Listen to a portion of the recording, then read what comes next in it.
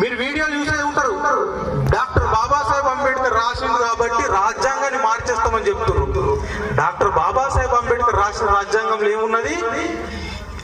ఈ దేశంలో ఎవరైతే అంటరానితనాన్ని అనుభవిస్తున్నారో వీళ్లకు ప్రత్యేకమైన హక్కులు కావాలన్నారు. ఈ దేశంలో బ్రాహ్మణుల చేత ఊరవతలికి నెట్టబడి ఊరికే సంబంధం లేకుండా అడవిలకు నెట్టబడ్డ వాళ్ళు ఎస్టీలు, వాళ్లకు ప్రత్యేక హక్కులు ఉండాలని చెప్పిండు డాక్టర్ బాబాసాహెబ్ అంబేద్కర్. ఈ దేశంలో బీసీలు ఉన్నారు, వాళ్ళు ఈ దేశంలో 52% లెక్క పెడితే 52-60% కంటే ఎక్కువ ఉంటారు. వాళ్ళు జనాభా ప్రాతిపదికన ఉంటే ఈ దేశంలో బ్రిటిష్ వాళ్ళు వేసిన లెక్కలు 50